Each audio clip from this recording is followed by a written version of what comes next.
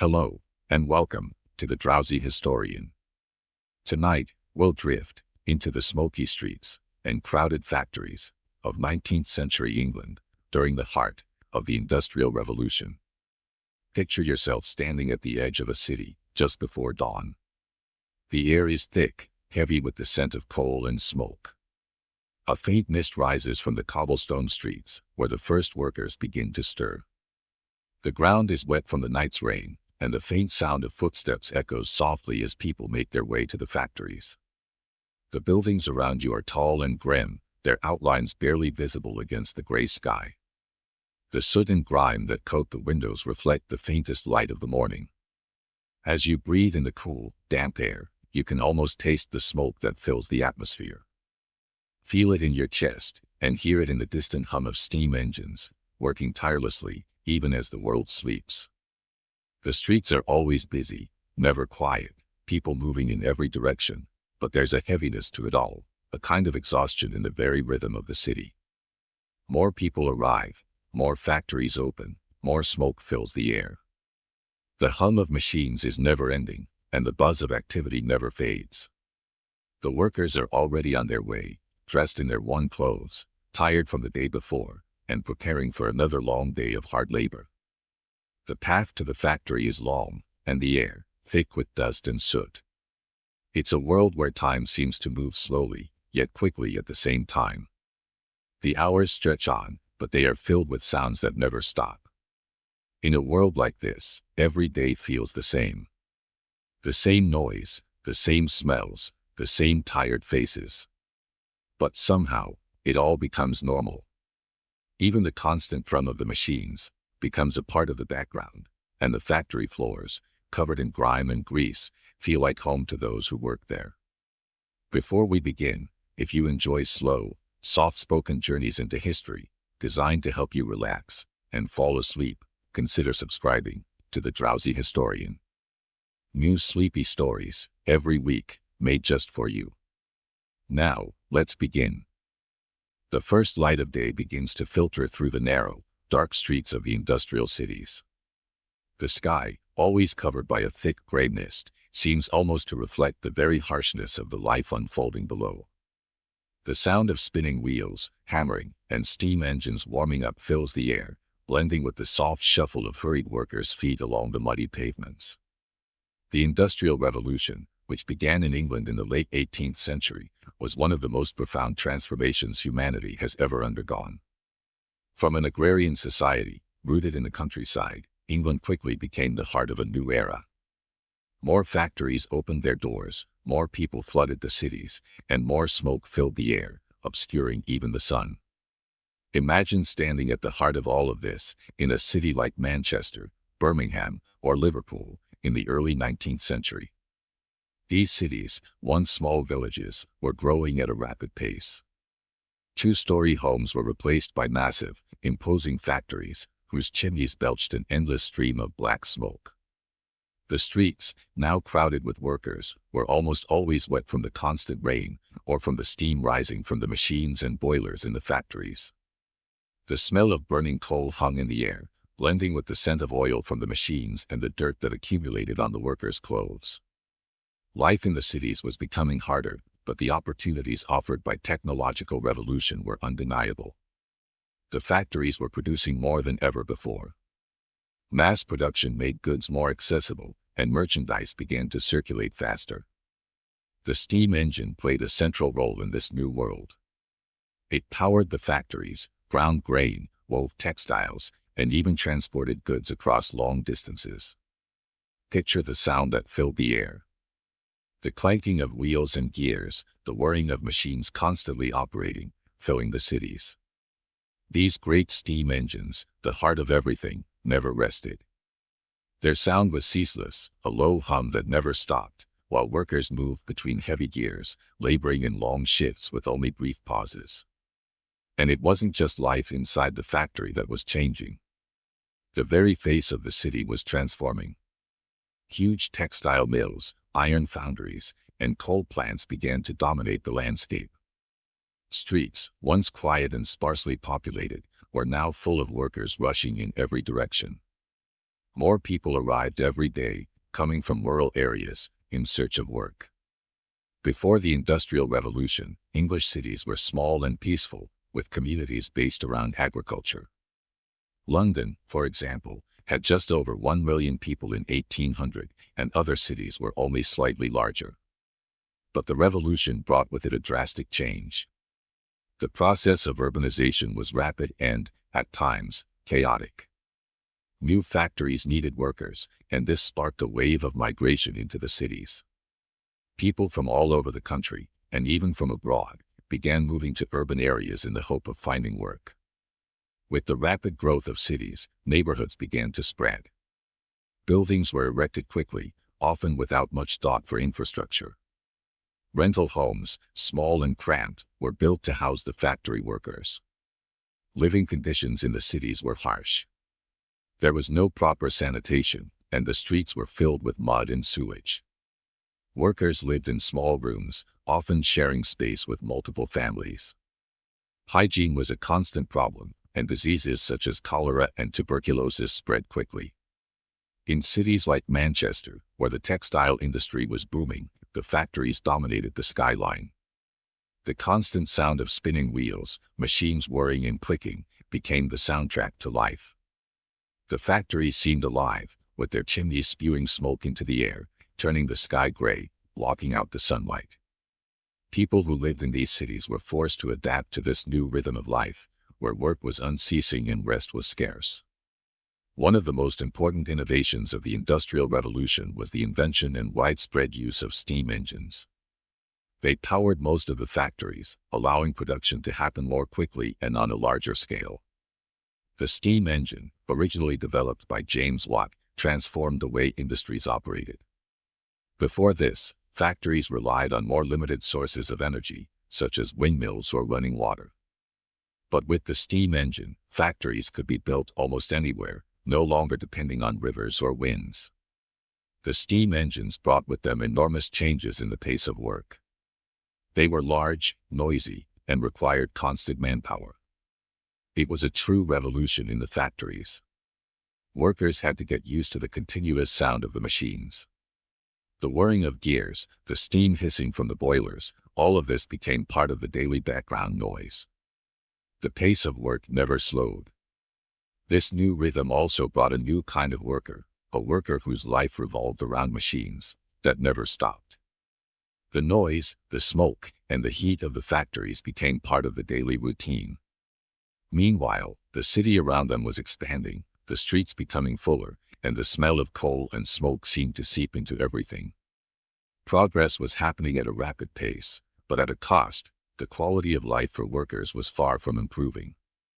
As more and more people moved into the cities in search of work, living conditions became increasingly poor. There was no infrastructure in place to house so many people. Workers were forced to live in miserable conditions, with little ventilation, light, or privacy. The lack of sanitation was a serious problem. Streets were often covered in sewage, and clean drinking water was scarce. Working conditions in the factories were no better. Workers, often children and women, spent long hours in dangerous and unhealthy environments. The steam engines that powered production also brought new hazards. Hands were often caught in gears, and burns were common. The noise from the machines was deafening, and the long hours left the bodies of workers exhausted. The Industrial Revolution brought great technological advances, but it also had a devastating impact on the quality of life for many. The industrial cities were a mixture of progress and suffering. And while the rich benefited from the profits of the factories, the poor were forced to live in inhumane conditions, with little hope for improvement. The factories were where the heart of the Industrial Revolution truly beat. The buildings, large and imposing, towered over the streets, their jagged outlines cutting into the dull gray sky. As you walked toward them, the sound of machines grew louder, filling the air with their steady hum. Each factory seemed like a living, breathing entity, with its own rhythm, its own pulse. The machines that worked inside these factories never stopped. They hummed, they clicked, they clattered, and they groaned, creating a constant symphony of noise that was impossible to ignore. Inside the factory, the air was thick with the smell of burning coal, hot metal, and the faint scent of oil. It was a scent that seemed to cling to everything. The workers, their clothes stained with soot and grease, moved quickly between the machines, their faces covered in a layer of grime that never seemed to wash off. There was no relief from the heat. The factories were unbearably hot in the summer, with the steam engines and the machines generating an intense heat that seemed to radiate from the walls themselves. The floors of the factory were covered in grease, making them slippery and dangerous. The wooden boards creaked underfoot as workers moved quickly, their steps measured and careful. Some of them carried heavy sacks of raw materials, while others worked at the machines, feeding them with coal or cotton, or weaving the threads that would eventually become cloth. Everywhere you looked, there was movement, the constant shifting of workers as they went about their tasks. The machines were the heart of the factory. They roared to life at the beginning of each shift, their gears turning and whirring as they consumed raw materials and spat out finished products. Some machines hummed softly, while others clattered and clanged, shaking the entire building with their intensity. The steam engines that powered these machines were massive, their great pistons moving up and down in a rhythmic pattern, creating a steady, pounding sound that filled the air. Above the din of the machines, you could hear the occasional shout of a supervisor, calling out orders or instructions. The supervisors, dressed in dark coats and hats, walked the factory floor, their heavy boots echoing through the building. Their presence was constant, like shadows moving through the factory, watching every worker, ensuring that the machines never stopped and that the work continued without interruption. The sound of bells ringing marked the passing of time. They tolled at the beginning of each shift, signaling the start of another long day of labor. The workers would gather at the factory gates, lining up for their allotted time to begin work. The bells would ring again for breaks, for lunch, and when the shift was over. But the machines, the heart of the factory, never stopped. They continued to turn, to hum, to churn out products, hour after hour, day after day. The noise inside the factory was deafening.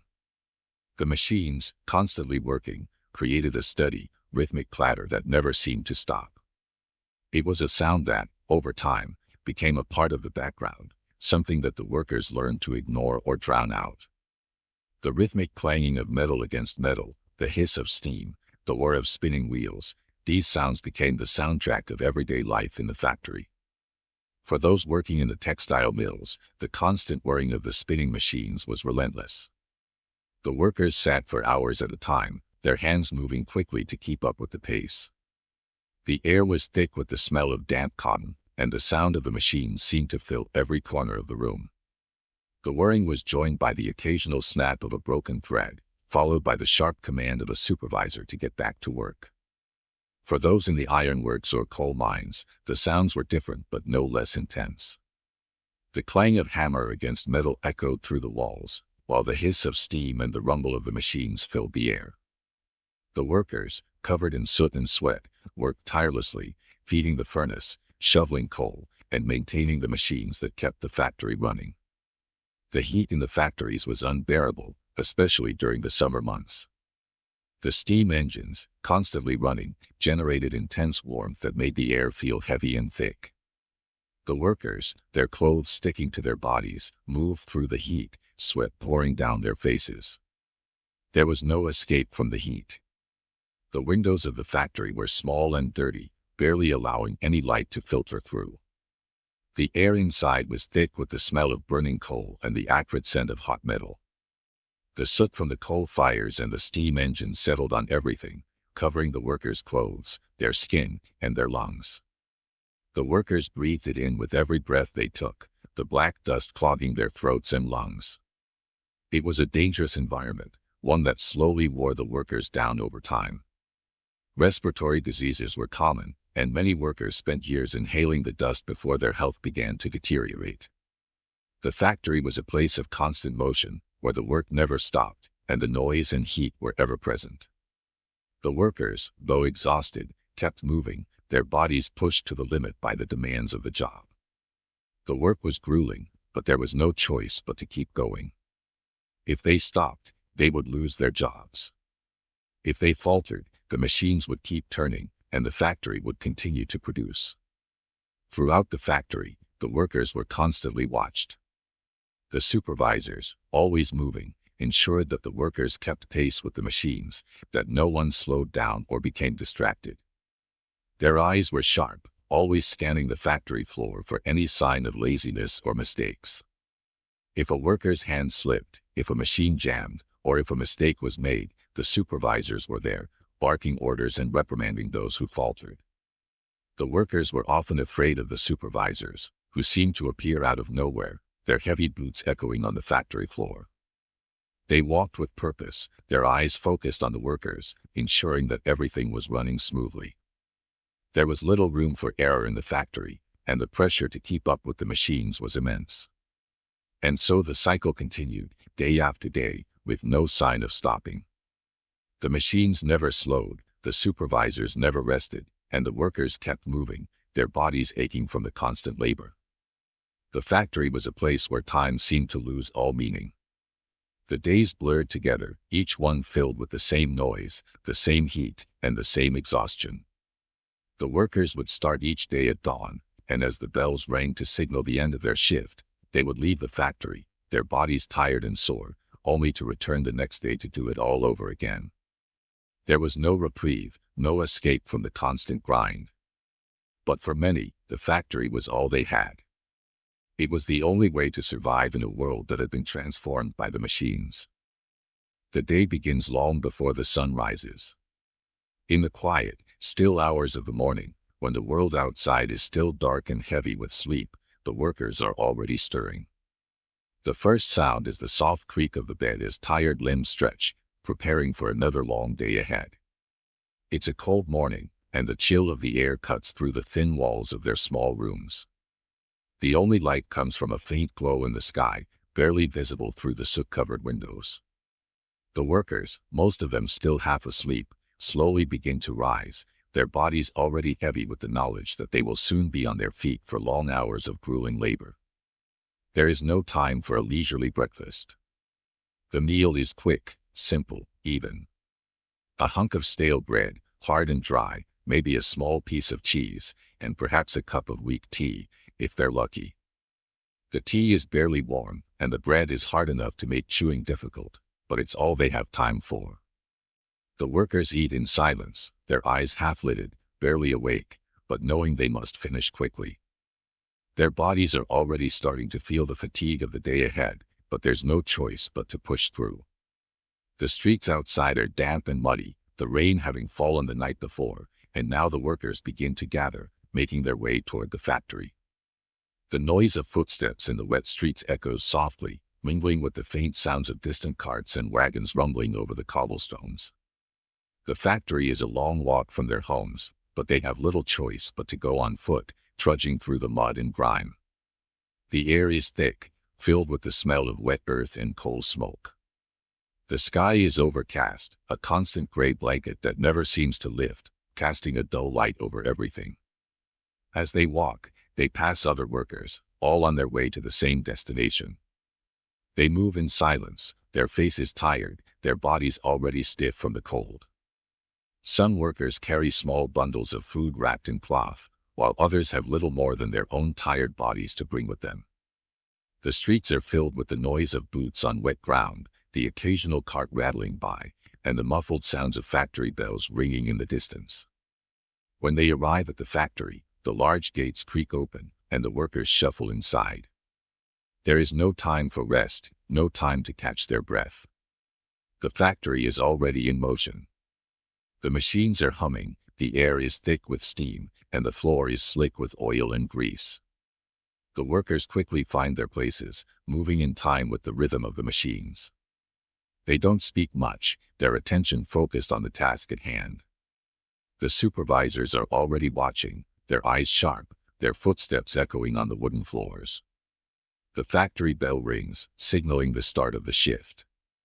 It's a loud, clear sound that cuts through the noise of the machines, reminding everyone that the work has begun.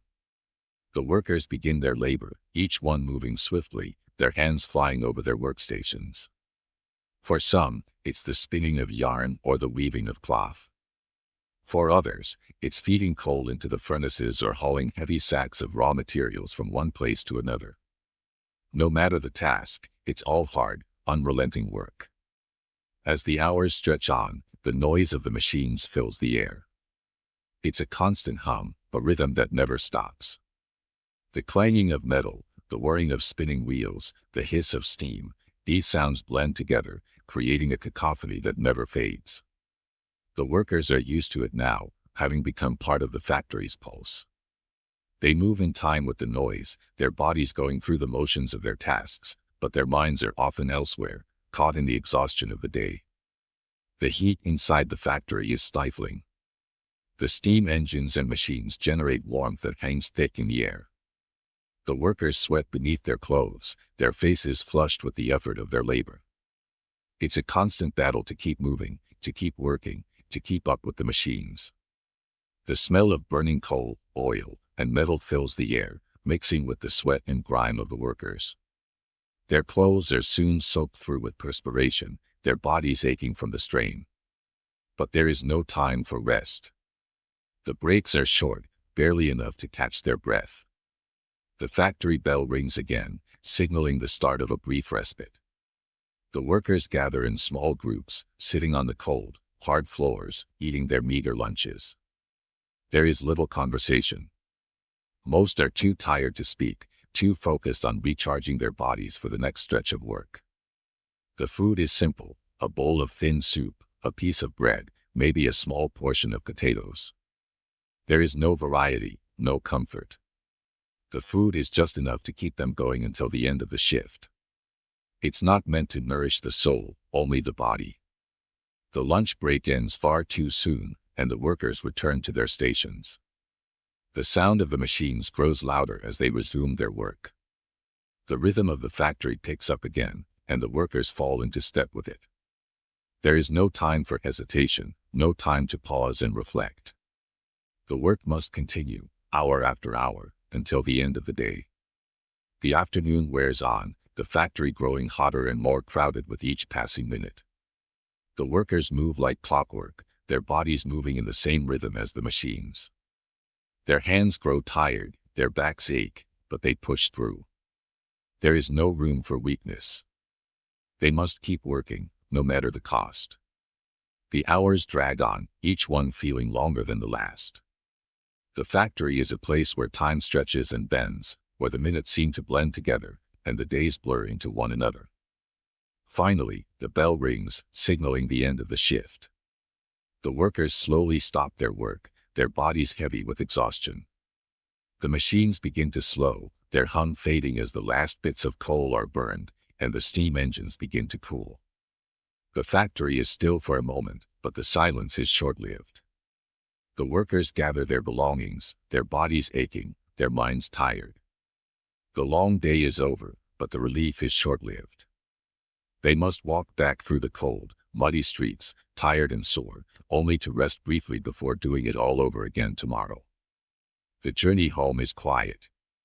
The workers move slowly through the streets, their bodies bent with fatigue. The sound of their footsteps is muffled by the thick air, and the streets are empty except for a few carts and the occasional passerby. The sky is dark now, the same gray clouds still hanging low, casting everything in shadow. There is no time to enjoy the evening, no time to relax. The workers arrive home, their bodies barely able to carry them any farther. They crawl into bed, their eyes closing before their heads even hit the pillow. The day is done. But tomorrow, it will all begin again. And so it went, day after day. The same routine, the same exhaustion. The workers rose, ate, worked, and slept, only to rise again, their lives measured in hours of labor and moments of rest. There was little time for anything else, no time for relaxation or enjoyment. Life was about survival, about getting through each day, each long, unrelenting day. The factory, though bustling with the sound of machines and the rhythm of hard work, was not a place of comfort or safety. In fact, it was a place of constant danger, where the workers, many of them children, faced risks that would seem unimaginable today. But for them, it was just another part of their daily existence, a harsh reality they had learned to live with. As you step deeper into the heart of the factory, the first thing that hits you is the noise, the ceaseless clanging of metal, the whirring of spinning wheels, the hiss of steam as it escapes from the great engines that power everything. But the noise isn't the only danger here. It's the machines themselves. Their massive gears, sharp blades, and spinning wheels are always moving, always turning, and they don't stop for anything. The workers, many of them young, work just inches away from these machines. They feed raw materials into the gears, they fix broken threads, and they monitor the machines, making sure they continue to work. But the machines don't care if a hand slips or if a worker falters. The danger is constant. Many of the workers, especially the children, work in dangerous conditions. Little hands, too small to handle the large machines, are often pressed into service, reaching into tight spaces to repair broken parts or remove obstructions. Their small fingers are often caught in the gears, or they are burned by the hot metal that flies from the furnaces. The supervisors, though ever watchful, cannot protect every worker from the dangers that lurk in every corner of the factory.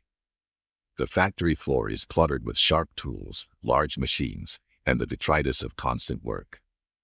The wooden floors, slick with oil and sweat, are treacherous to navigate.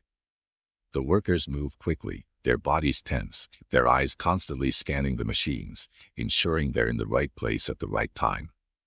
But even the most diligent worker can make a mistake, and the consequences can be devastating. One slip, one moment of distraction, and a worker could find themselves pinned under a heavy machine or caught in a spinning gear. The factory is a place where injuries happen regularly: burns, broken bones, severed limbs, and the workers, though they may feel the sting of these accidents, have little choice but to keep going. There's no time to rest, no time to heal. The work must continue, and so must they. The machines don't stop for injuries, and neither do the workers. There's no sympathy in the factory, no room for weakness. The supervisors, stern and unyielding, bark orders, ensuring the machines keep turning and the work continues. They are there to monitor the output, to make sure the workers don't slow down, but they don't have time to tend to the injuries or the cries of pain. The factory is a place where human life is measured by the work that can be done, not the well-being of the workers themselves. But the dangers inside the factory aren't the only hardships the workers face. The factory itself is a breeding ground for illness. The air is thick with dust, and the workers breathe it in with every breath they take. The soot and smoke from the coal fires, the dust from the raw materials, and the constant heat combine to create an environment that is unhealthy at best and deadly at worst. Respiratory illnesses, like tuberculosis, spread quickly among the workers, their lungs slowly suffocating under the weight of the air they breathe. In the summer, the heat inside the factory is nearly unbearable. The steam engines, constantly running, create an oppressive heat that seems to cling to everything. The workers are soaked with sweat, their clothes sticking to their bodies, their faces flushed from the heat. But even in the winter, the factory is no relief. The cold creeps in through the cracks in the walls, and the workers shiver in the damp air, their breath visible in the chilly room. There's no warmth to be found, no comfort to be had. The factory is a place of extremes: heat and cold, noise and silence, work and exhaustion. The factory was not just a place for men. Women and children were also an integral part of the workforce. Women, often mothers, worked just as hard as the men, though their roles were frequently more grueling. They were often tasked with carrying heavy sacks of raw materials, operating the machines, or tending to the engines. They worked alongside the men, their hands and faces as dirty and tired as their male counterparts. But the most vulnerable were the children. Many children, some as young as 6 or 7, were employed in the factories. They were small, their fingers quick and nimble, making them well suited to work in the tight spaces of the machines. They would crawl under the machines to retrieve items that had fallen, or they would fix broken parts, reaching into the gears and pulleys to get the job done. But their small hands were often crushed in the machines, or they would be burned by the heat from the furnaces. Their health was often compromised by the harsh conditions, and many children suffered from respiratory diseases and other illnesses as a result of their work. The children worked long hours, just like the adults. They would wake early, before the sun rose, and they wouldn't stop until the factory bell rang at the end of the day. Their breaks were short, their meals even shorter. They didn't have the luxury of childhood. They had to work, and they had to do it quickly, or they would lose their job. It wasn't just the physical dangers that the workers faced, it was the mental toll as well. The constant pressure to work harder, to produce more, took its toll on their spirits. There was no time for rest, no time for reflection. The factory was a place where workers were treated as machines themselves, tools to be used and discarded when no longer needed. They were not seen as people but as cogs in a larger system. And the system, relentless as it was, did not care if the worker was tired or injured. The work would continue, and the machines would keep running. For the workers, there was little life beyond the factory walls. They lived in cramped, overcrowded conditions, often in small rooms shared with other families. The air in their homes was no better than the air in the factory, thick with smoke and soot. Their living spaces were often damp, the walls covered in mold, and there was little to no sanitation. Water was scarce, and food was often scarce too. Meals were simple and unvaried, consisting mostly of bread, potatoes, and soup. But even in these harsh conditions, there were moments of respite. At the end of the long workday, when the bell finally rang and the factory doors opened, the workers would shuffle out into the night, their bodies aching, their minds exhausted. The streets, though filled with mud and grime, offered a kind of quiet after the relentless noise of the factory. Some workers would meet up with friends in the local tavern, sharing a drink or a quiet conversation before heading back to their small homes. These brief moments of rest were the only times when the workers could momentarily forget the harsh reality of their daily lives. But even in the taverns, even in the quiet of the evening, the workers knew that tomorrow would bring another long day. The machines would start again, the bells would ring again, and they would have to return to the factory floor, ready to work, ready to endure. After a long, grueling day in the factory, when the factory bells signal the end of another shift, the workers slowly make their way home. Their bodies are tired, their faces smeared with the grime and soot of the factory, but there is no relief in sight. The walk back to their homes, though familiar, feels just as difficult as the journey to the factory in the morning. The streets are crowded with people heading in the same direction, their faces weary, their steps slow. The homes of the workers, though modest in appearance, are a far cry from the comforts one might imagine. The buildings are old, crumbling, and often poorly maintained. The houses are crowded with families, each living in small, cramped rooms, separated by thin walls that offer little privacy or comfort. The air in these homes is thick with the smell of dampness and coal smoke, and the rooms are often dark, with only a small, flickering flame from the fireplace to cast a weak light. The houses themselves are built quickly and cheaply, with little thought for the well-being of those who will inhabit them. The walls are thin, made of wood or brick, and the windows are small, often covered in layers of soot from the constant smoke that fills the air. The streets outside are filled with dirt, and the mud and grime of the day stick to the workers' boots as they trudge home. The workers' homes, small and dark, offer little in terms of warmth or comfort. The lack of proper heating in these homes makes them cold, especially in the winter months, when the air is bitter and harsh. The chill seeps into the bones, and the workers must bundle up in warm blankets, trying to stave off the cold as best they can. Inside the small rooms, families often live together, with little space to move or rest. A single room may house an entire family, with children sleeping on rough, straw-filled mattresses beside their parents.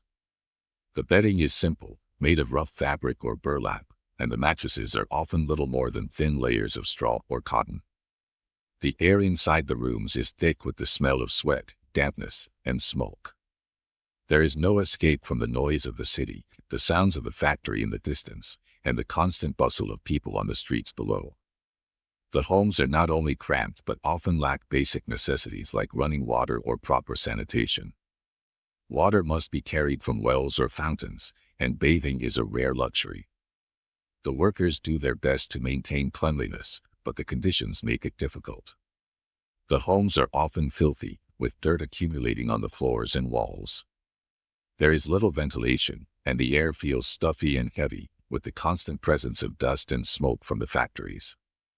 Even the smallest moments of rest are overshadowed by the discomfort of their living conditions. In the corners of the homes, families might have a small fire burning in a cast iron stove or a fireplace, the flames flickering weakly against the cold. The heat from the fire is minimal, offering just enough warmth to make the bitter air a little more tolerable. The cooking is done over this small flame, with pots of broth or stew simmering in the modest kitchens. The smell of burning wood mixes with the smell of the food, creating an earthy, smoky aroma that fills the home.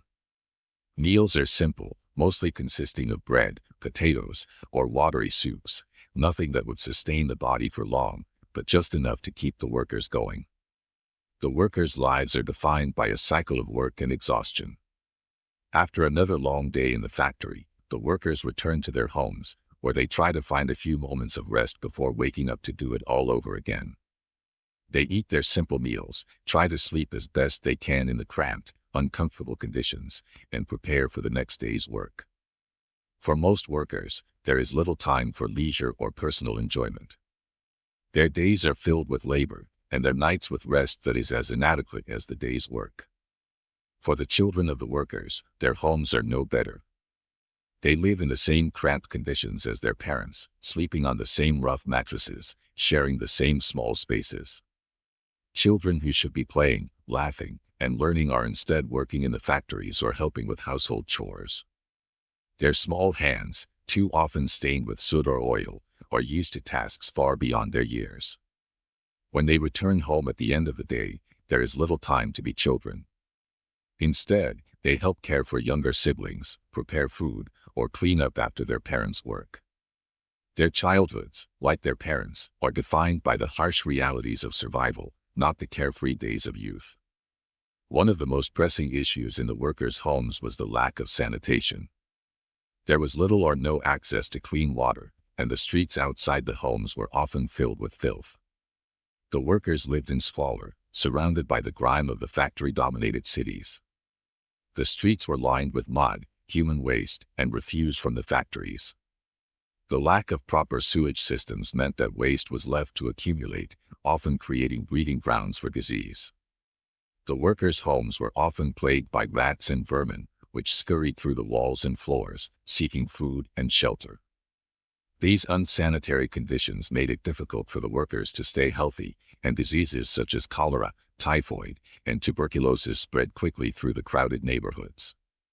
The lack of proper waste management meant that the workers had little recourse when it came to dealing with the dirt and filth that surrounded them. There were no regular cleanings or garbage collection. Instead, families had to dispose of their waste themselves, often throwing it into the streets or into makeshift pits in their backyards. The air, already thick with smoke from the factories, became further contaminated by the stench of waste and rot.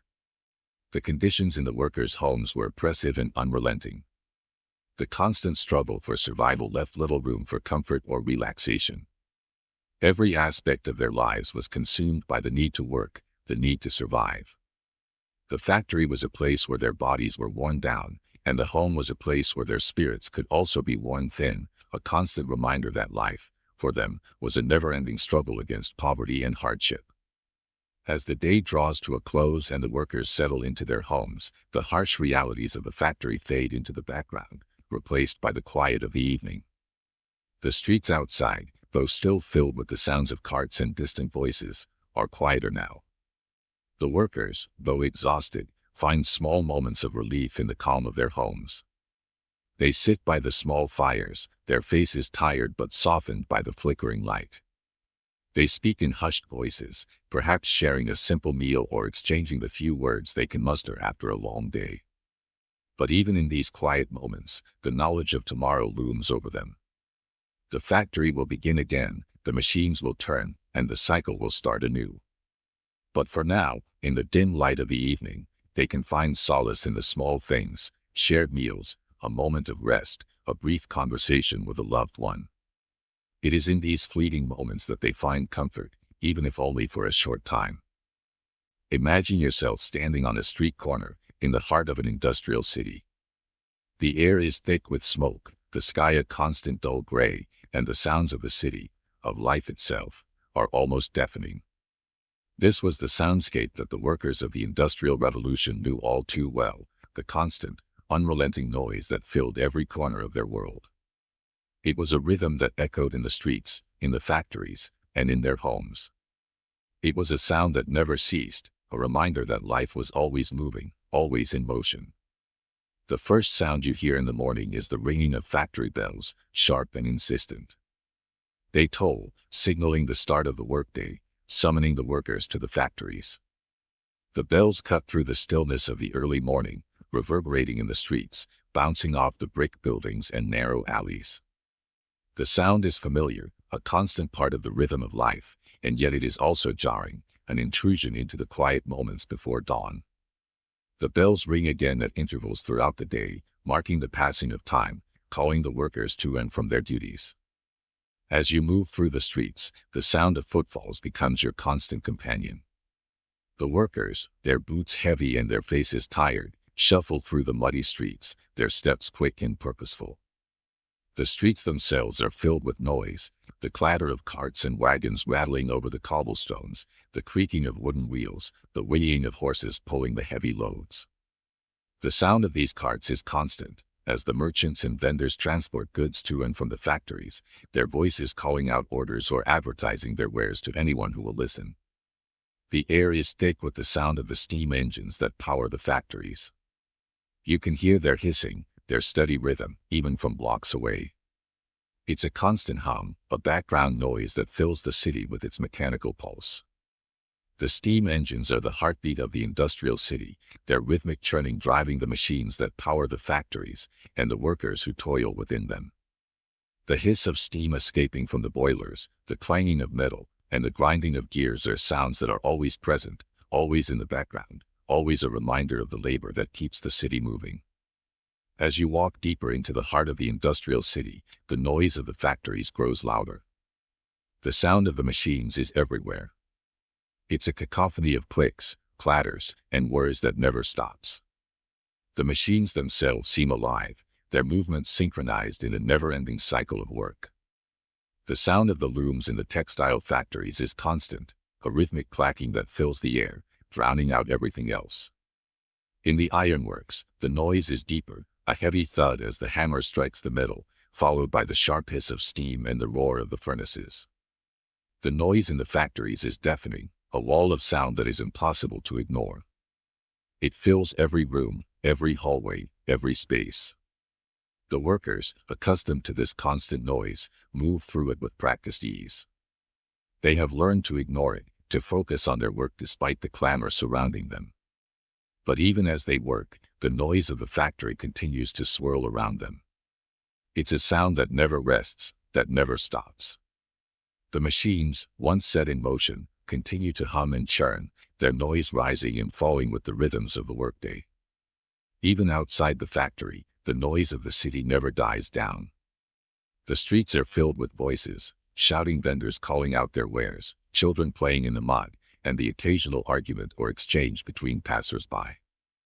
The noise is not just mechanical, it's human as well, a constant buzz of activity that fills every inch of space. The vendors, their voices rising above the din, offer their goods, fresh bread, fish, cloth, coal, all the necessities of life in a city that never sleeps. The street hawkers stand at their posts, calling out to anyone who will listen, trying to attract attention in the ever-bustling streets. There is also the sound of children playing, their laughter and shouts cutting through the noise of the factories. The children run in the streets, often barefoot and covered in dirt, playing games that seem to have no rules, no end. Their voices rise above the noise of the city, full of the energy and joy of youth, even amidst the constant hum of the industrial world. They are a reminder of the world outside of work, a world that seems distant and unattainable to the weary workers who must return to the factory each day. In the evenings, as the workday draws to a close, the noise of the city begins to shift. The factory bells ring one final time, signaling the end of the shift. The workers slowly emerge from the factories, their bodies tired and their faces grim. The streets are still bustling, but now the pace is slower, more relaxed. The noise of the wagons and carts fills the streets, but it is accompanied by the softer sounds of the evening, footsteps fading into the distance, the occasional murmur of voices as workers talk to each other on their way home, and the distant calls of street vendors still trying to make their last sale of the day. But even as the workers head home, the city does not rest. The factories may be closing for the night, but the noise of the city continues. The sounds of the streets, the carts, and the occasional call of a vendor fade into the background, replaced by the deeper, more ominous sounds of the night. The rumbling of carts and the clatter of wheels on the cobblestones give way to the soft hiss of steam escaping from the engines, the grinding of gears, and the occasional whistle of a train passing through the city. The factories may be quiet now, but the industrial city never truly sleeps. The hum of the machines, though quieter now, still fills the air, a reminder that the work will continue tomorrow, and the cycle will begin again. The noise of the industrial city is more than just a collection of sounds, it is a soundtrack of life itself. The constant hum of the factories, the rhythmic clattering of the machines, and the bustle of the streets all blend together into a single, unending rhythm. It is a soundscape that defines the lives of those who live in the industrial city, a sound that becomes so ingrained in the workers' lives that they no longer hear it, at least not consciously. The noise becomes a part of them, just as the machines, the factories, and the work itself become a part of their daily existence. For the workers, the noise is a constant presence, one that never fades. It is with them when they wake, when they walk to the factory, when they work, and when they return home. The noise of the industrial city is the rhythm of their lives, and it is impossible to escape. The workers may go home at the end of the day, but the sound of the machines continues to echo in their ears, the memory of the factory always with them. It is the soundtrack of their lives, a reminder of the world they inhabit, a world that moves and works and produces, even as it wears down those who sustain it. In the midst of the ceaseless noise and unrelenting grind of the factory, there are fleeting moments, small pauses in the day, that offer brief respite to the workers. These moments, though short, provide a glimpse of peace and comfort, a temporary escape from the exhausting realities of their lives.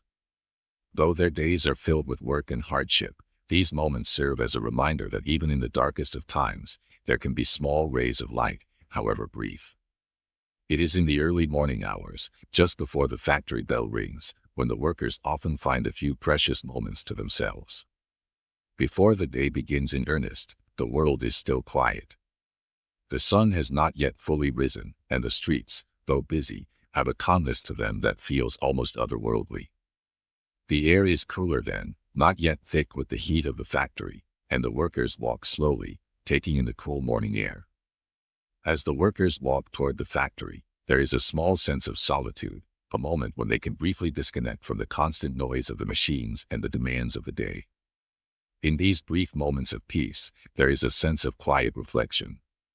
The workers can feel the cool air on their faces, and for a moment, they are not bound by the factory or the exhausting hours that await them. The streets are quieter in the early hours, the hum of the factory still distant. There are no bells ringing yet, no wagons clattering over the cobblestones. For just a moment, the world feels still. And then, as the factory bell rings, the workers enter the factory, and the rhythm of the machines begins anew. But even in the harshest moments of the workday, there are other small moments that bring brief relief.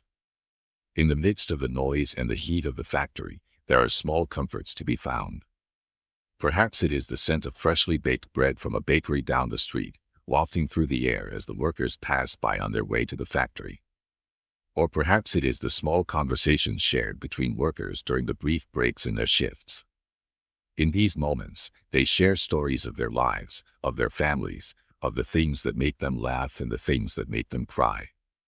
Even the briefest of conversations, words exchanged between weary friends or coworkers, becomes a source of warmth and connection. The laughter shared in these fleeting moments reminds the workers that they are not alone. They are bound together by their shared experiences, by the mutual understanding of what it means to live in the shadow of the factory, to work long hours in the heat, the noise, and the dust. In these small exchanges, they find the semblance of hope, a small flicker of human connection that helps to carry them through the long hours of work. During the lunch break, there is another moment of quiet relief. Though the meals are meager, there is comfort in the simplicity of the food. A small bowl of soup, a piece of stale bread, maybe some boiled potatoes. The workers gather in small groups, sitting on the cold stone floors of the factory, sharing what little they have. Though the food is not much, it is enough to sustain them for a few more hours. And as they eat, there is a brief moment of calm, a chance to sit and rest their weary bodies, even if only for a short time. Outside the factory, the noise of the city continues. The carts rumble down the streets, the horses whinny, and the calls of the street vendors echo through the air. But in the factory, the workers are briefly removed from it all. The machines slow down for just a moment, and the workers can pause to catch their breath. For a few minutes, the pressure of the day lifts, and the workers can enjoy their small meals in silence, perhaps exchanging a few words with their neighbors. It's not much, but in these moments of quiet, there is comfort to be found. As the afternoon wears on, the noise of the factory grows louder again. The machines hum, the workers return to their tasks, and the day continues as it always does. But the brief respite of the lunch break, and the small moments of relief throughout the day, help to keep the workers going. These moments, fleeting though they are, offer something that the factory cannot provide: peace, connection, and a reminder that there is more to life than the constant work. When the workday finally ends, and the factory bells ring to signal the end of another shift, the workers file out of the factory, their bodies exhausted, their minds drained. The streets, though still filled with the sounds of the city, feel quieter now.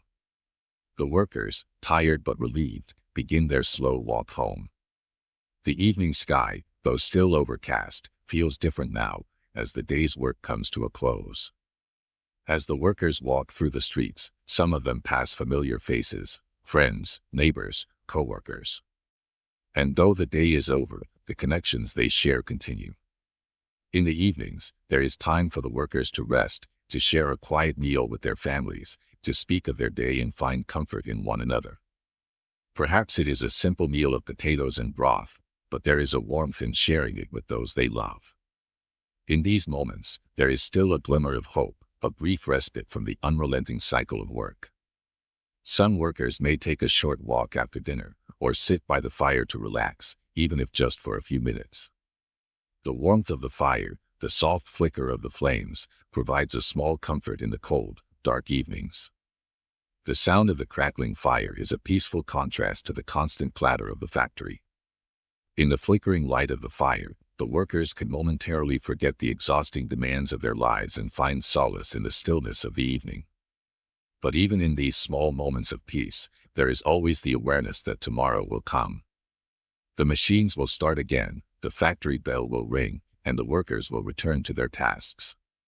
Yet, these small moments of relief, the brief moments of connection, the warmth of the fire, the stillness of the early morning, are what help the workers get through it all. They are the moments that remind them that, despite the grueling labor and the constant noise, there is still something worth living for. Hope, though a fleeting thing, is a powerful force. It's found in the small moments: the warmth of a meal shared with loved ones, the brief reprieve of an evening walk, the simple comfort of a conversation with a friend. Hope is what sustains the workers through the long days and the exhausting hours. It's what helps them find meaning, even in the hardest of times. And though the noise of the factory, the heat of the machines, and the strain of the labor are constant, it is these small moments that provide the strength to carry on. These moments, though brief, remind the workers that life is not just about the work. It's about the connections they make, the moments of peace they find, and the hope they carry in their hearts. And as the day ends and the workers return to their homes, they carry these small moments with them, knowing that, despite the hardships, there is always the potential for a little relief, a little comfort, a little hope. As we come to the end of this journey through the bustling streets and the relentless factories of 19th century England, it's important to reflect on the lives of those who lived through this transformative period. Their days were filled with unyielding work, with long hours spent in the oppressive heat of the factories, the endless noise of the machines, and the constant pressure to produce more, to work harder, to keep up with the relentless pace of industry. Yet, despite the hardships, there were moments of humanity, of connection, of hope that flickered through the cracks of their exhausting lives. The workers of the Industrial Revolution were not just cogs in the machine. They were people, fathers and mothers, sons and daughters, friends and neighbors, who lived through a time of profound change, a time when the world was shifting from an agrarian society to an industrial one, a time when progress came at a great cost. Their lives were defined by the work they did, the struggles they faced, and the small moments of respite that helped them endure. And yet, in the face of such hardship, there was always the quiet persistence of hope.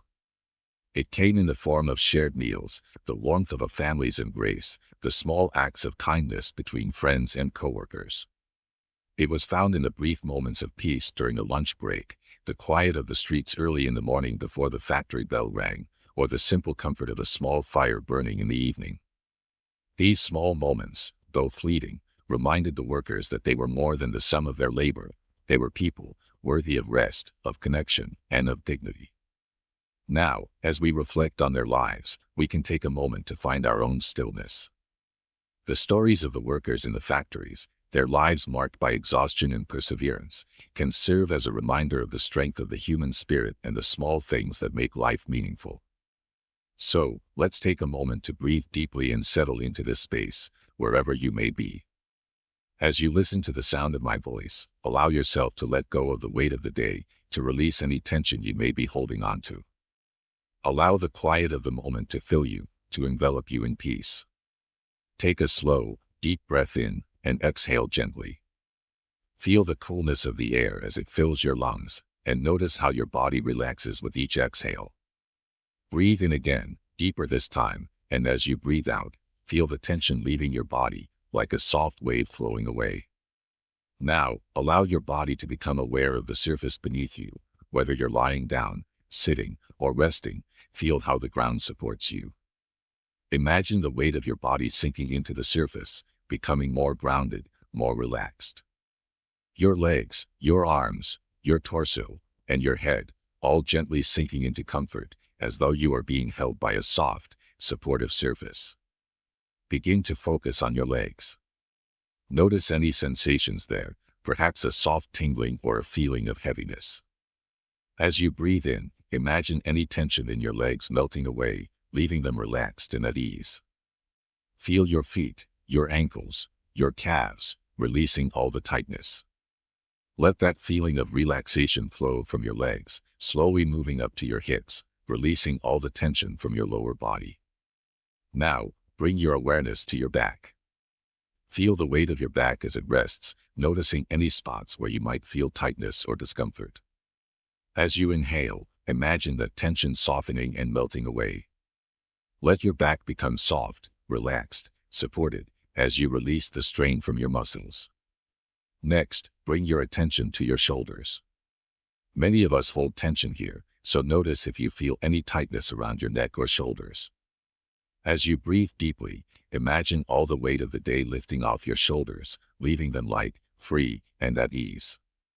Allow your arms to relax completely, from your shoulders to your fingertips. Now, move your focus to your chest. As you breathe in, feel your chest gently rise.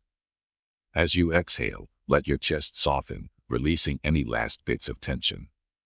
With each breath, your body becomes more and more relaxed, more and more at peace. Finally, focus on your face. Soften your jaw and relax your forehead. Let the muscles around your eyes release, allowing your entire face to become smooth and relaxed.